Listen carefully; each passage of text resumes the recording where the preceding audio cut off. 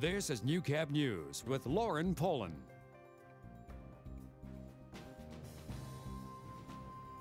Good evening and thank you for joining us. The Lloydminster RCMP is asking for the public's help in finding a wanted woman. 19-year-old Candy Dumont is wanted by police on 8 outstanding charges of breach of probation. She's described as Métis, 5'6", 150 pounds with light brown hair and brown eyes. Anyone with information is asked to call the Lloydminster RCMP or Crime Stoppers. And here in the border city, teens are hitting the polls, taking part in the province-wide Student Vote Initiative. After a week of debate, research and presentations, Holy Rosary students cast their ballots this afternoon. Make your way to the voting ballots that way. The setup, similar to an official polling station. Stand in line, check your name off the list, and pick up your ballot. And that ballot, practically the same to what voters will see come Election Day. The one big difference here, who the voters are. We've been learning about different parties and what they plan to do and how to vote. And after a week of debate and research, it's D-Day. Close to 150 grade 8s and 9s officially cast their ballots for who they'd elect as the region's MLA. With young people the most apathetic, the Student Vote Initiative aims to get kids involved in the political process. Many people don't vote and they don't care anymore, and I think it's really important to learn when you're a kid that it's actually really important and you do control who runs your province. Wise words from a teenager, and her peers show the same enthusiasm. They were asking such smart questions relating to healthcare, seniors, families, oil, everything. It was wonderful.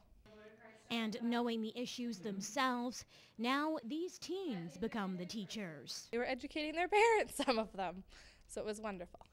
With voter turnout hovering around the 40% range, getting kids engaged and excited early brings optimism to our political future.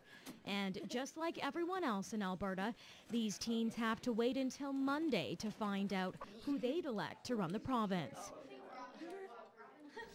Healthcare services in Meadow Lake are expanding and improving with the grand opening of a primary healthcare center earlier today. The Prairie North Health Region says the new center will better serve patients with a larger facility and more staff. The medical team will consist of many physicians, nurses, therapists, and pharmacists, among others. The B. Fisher Enterprises, Inc. has been helping Lloydminster recycle for 20 years, but will end its partnership with the city this coming spring. As of June 30th, B. Fisher will no longer be providing commercial and business recycling services and will focus on accepting deposit items only. Quick Pick Waste Disposal and Evergreen Ecological Services will now be the only commercial and business recycling options available to local organizations. MP Leon Benoit was in the border city today talking about the Harper government's plan to streamline the review process for economic projects. He describes the current system as a tangled web of rules and regulations added by different officials at different times. There are 40 federal agencies and departments involved in this. So we're going to bring it down to mainly 3. Benoit says he's spoken to a number of people across the region about the difficulties faced with the current system when it comes to development and manufacturing. Make it quicker, so if a road's needed, it can be done quicker. The review is streamlined, so therefore the costs are reduced, and that means more money for other things that are important to them.